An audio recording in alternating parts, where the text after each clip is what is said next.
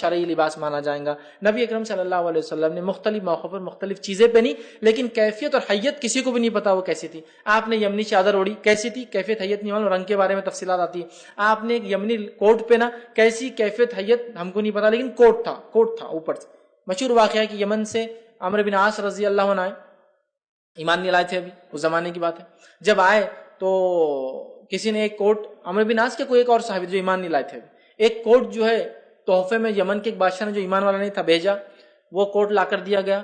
نبی اکرم صلی اللہ علیہ وسلم کو تحفتاً دیا گیا. یہ ایک روایت میں ایک صحابی نہیں لایا وہ کوٹ، وہ آپ سفر پہ گئے تھے، نبی اکرم صلی اللہ علیہ وسلم ابھی لیا ہی تھا کہ اسامہ بن زید آ گئے رضی اللہ عنہ اور کہا اللہ کے رسول صلی اللہ علیہ وسلم میں یہ کوٹ پہننا چاہوں گا، کیونکہ وہ جانتے تھے نبی اکرم صلی اللہ علیہ وسلم چیزوں کو بانٹ دیتے ہیں، اس سے پہلے کوئی اور لے لے میں ڈیمانڈ کر لیتا ہوں. اللہ کے رسول صلی اللہ علیہ وسلم اتارا اور کہا اسامہ لے لو یہ لباس پہن لو.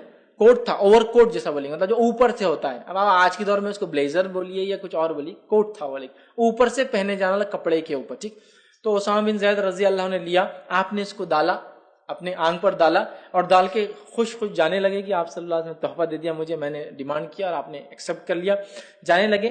منافقین میں سے کچھ منافق کھڑے تھے، کہا اگر یمن کا بادشاہ یہ دیکھ لے کہ غلام کے بچے نے یہ پہن لیا تو صدمے سے مر جائیں گا، صدمے سے مر جائیں گا. تو اسامہ بن زید نے سن لیا. سننے کے بعد جب انہوں نے سنا تو وہاں پہنچے اور پہنچ کر کہا کہ میرا باپ اس کے باپ سے اچھا تھا، میرا باپ مطلب میرے والد اسامہ، اس کے باپ مطلب زید اس کے باپ سے اچھے چونکہ ایمان کے اعتبار سے، اور میں اس سے اچھا ہوں اس لیے کہ میں ایمان والا ہوں. غلام ہوں تو کیا ہوں، ایمان والا ہوں.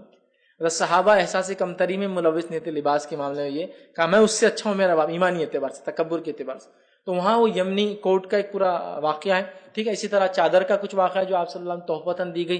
ٹھیک ہے، عمومی اس زمانے میں جب نبی اکرم صلی اللہ علیہ وسلم تو عرب کیسے کپڑے پہنتے، جو ملتا ہے وہ یہ تھا لمبے کپڑے شرٹ ہوا کرتے تھے، لیکن ان کو بٹنس نہیں ہوا کرتے تھے، شرٹ پہ فولڈ ہوا کرتے تھے. ٹھیک ہے، اس کے بعد اوور کوٹس پہنتے تھے، اوور کوٹس کو بٹنس نہیں، پھر اس پہ بیلٹس ہوا کرتے تھے، بیلٹس کے اندر وہ آپ کا چاقو، چھری، خنجر، تلوار، پیسہ وغیرہ رکھا جاتا تھا. یہ ساری چیزیں تھی. شوز پہنا جاتا تھا، نبی اکرم صلی اللہ علیہ وسلم نے خود شوز پہنا، پسند کیا اور کہا جوتا پہننے والا ایسا ہے جیسا گھڑ سوار ہوتا ہے. گھڑ سوار نیچے کی موذی جانور کیڑے مکوڑوں سے محفوظ رہتا ہے نا، تو شوز پہننے والا بھی گھڑ سوار جیسا ہے، مطلب وہ بھی آس پاس کی گندگی، غلاظت، کیڑے مکوڑوں سے اپنے پیروں کو محفوظ کر لیتا ہے. ٹھیک، تو شوز ہوتا تھا. شوز لیکن لمبے ہوا کرتے تھے، جس کو لمبے تاکہ اوپر تک آتے تھے ٹخنے، یا کئی بار آدھی مچھلی تک وہ کور کرتے تھے. یہ ساری چیزیں، لیکن اس کی کوئی تفصیلات، حیت، کیفیت، ڈیزائن کچھ بھی نہیں ملتا. کیوں؟ اگر یہ اتنا امپورٹنس ہوتا ہے کہ اس کو ایسے ہی پہننا ہے تو یقیناً صحابہ اس کو لکھتے تھے. نہیں لکھنا یہ دلیل ہے اسلام ایک عالمی مذہب ہے اور ہر دنیا کی قوم اور ملت اس میں شامل ہو سکتی ہے جب تک وہ لباس کی کرائٹیریا میں فٹ ہو جائے جو دیے گئے، بس وہ اسلامی لباس ہے. عین سنت لباس کیا ہو سکتا ہے؟ تفصیلات کچھ بھی نہیں ملتی. آپ شمال ترمذی بھی اٹھا لیجئے جس میں پورا خصلت نبی اکرم صلی اللہ علیہ وسلم کی عادت، اطوار اور خصلت جمع کی. کنگا آپ کا کیسا تھا، تیل آپ کیسے لگاتے تھے، سرما کیسے لگاتے تھے، بال کیسے جماتے تھے. لباس کی یہ ملیں گی چادر فلاں فلاں، ڈیٹیلز نہیں، کوئی لباس کی ڈیٹیلز آپ کو نہیں ملیں گی. سمجھ، کیفیت اور حیت. تو اس سے